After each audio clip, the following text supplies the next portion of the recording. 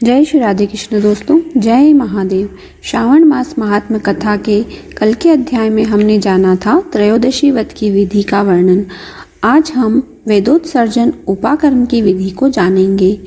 दोस्तों, आपको अगर मेरी वीडियो पसंद आ रही है तो आप इसे लाइक ज़रूर कीजिए, और आप अगर कोई नई कथा या किसी के बारे में जानना चाहते हैं तो कमेंट बॉक्स में ज़रूर लिख कर भेजिए, तो हम उन कथा को आपके सामने प्रस्तुत करेंगे। और अगर आप इस चैनल पर नए हैं तो चैनल को सब्सक्राइब कर बेल आइकन दबा लें, जिससे आपको हमारी आगे आने वाली सभी नोटिफिकेशंस मिलती रहेंगी। जय श्री राधे कृष्ण। अध्याय 21 वेदोत्सर्जन उपाकर्म। सनत कुमार ने कहा, प्रभु दया करके आप मुझे अब पूर्णमासी व्रत की विधि बतलाइए।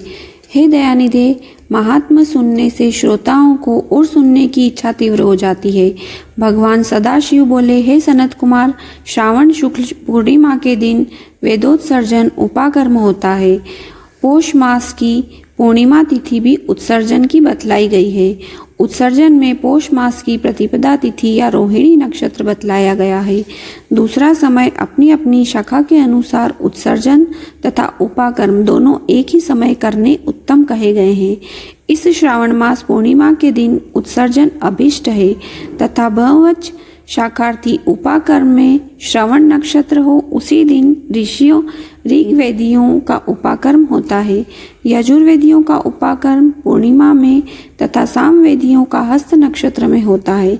उपाकर्म गुरु और शुक्रास्त नक्षत्र में आनंद से करना चाहिए। गुरु तथा शुक्रास्त में पहले उपाकर्म का शुभारंभ न करना चाहिए, यह शास्त्रों का मत है। ग्रहण तथा संक्रांति आदि योग दुष्ट समय आ जाने पर दूसरे समय में करना चाहिए।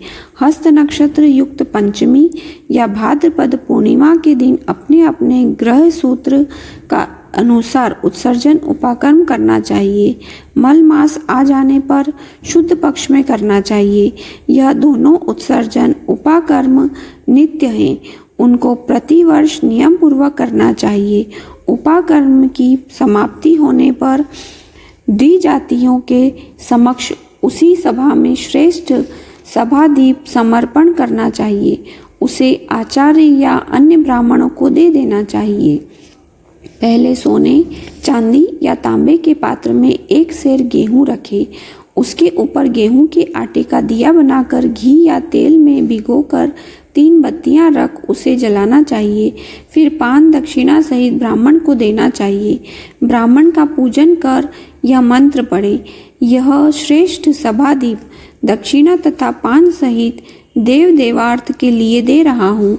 इस सभादीप के देने से मेरे सभी मनोरथ पूरे हो जाएं तथा पुत्र पौत्र आदि समुज्वल हो तथा यश की वृद्धि हो। इस तरह प्रार्थना करने से जन्मांतर में देवांगनाओं तुल्य रूप मिल जाता है।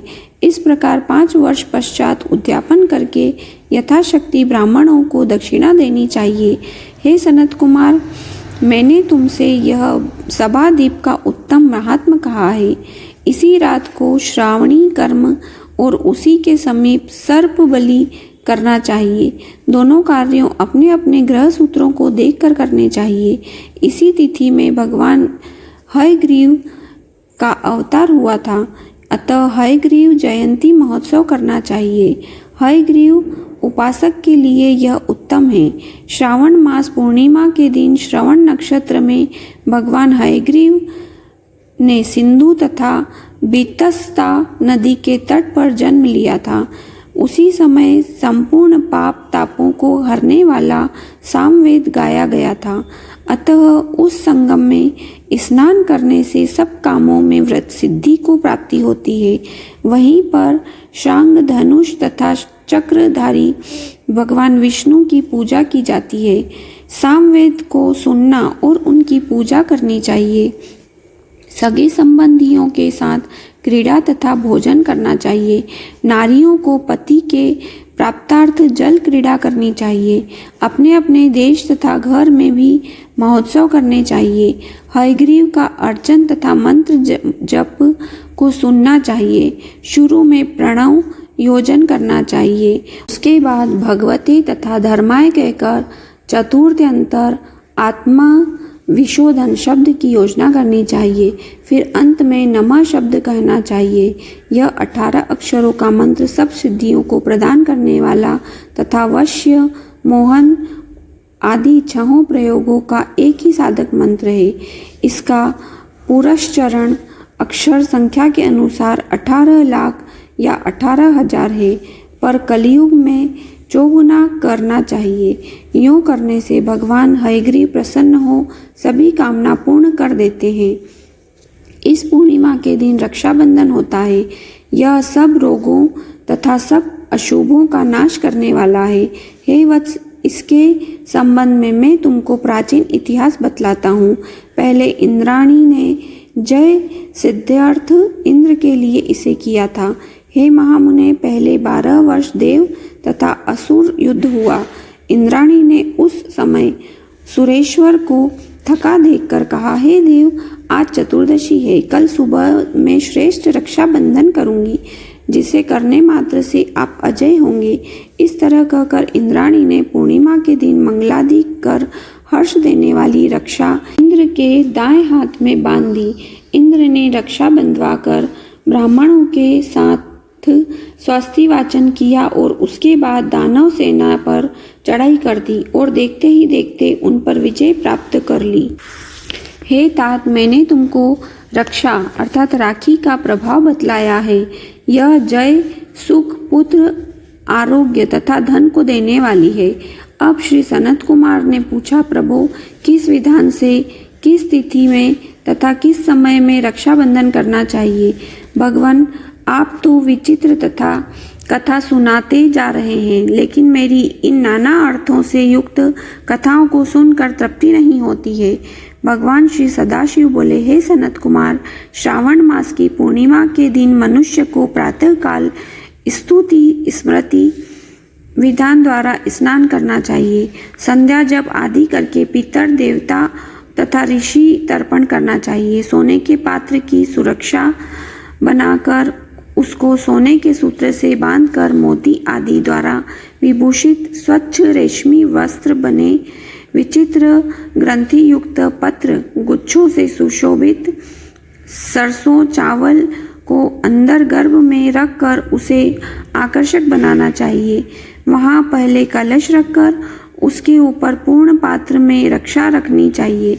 अपने सुंदर आसन पर सगे संबंधियों सहित बैठकर नाच गाना आदि कौतुक मंगल करना चाहिए।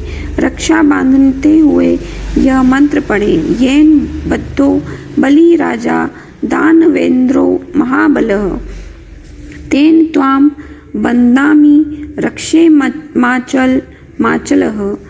अर्थात महाबली दानवेंद्र राजा बलि को जिस बंधन से बांध दिया गया था उसी बंधन से आपको बांधता हूँ। हे रक्षे, यहाँ से चलायमान न होना।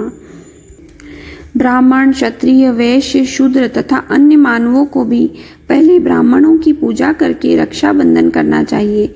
इस विधान से जो रक्षाबंधन करता है वह सब दोषों से दूर हो वर्ष भर आनंदित रहता है। विधान विज्ञ मनुष्य जो इस विमल श्रावण मास में रक्षाबंधन करता है वह पुत्र पौत्र तथा सगे संबंधियों के साथ पूरे 1 वर्ष तक आनंद करता है। लेकिन याद रहे कि रक्षाबंधन का यह कार्य भद्रा में न करना चाहिए।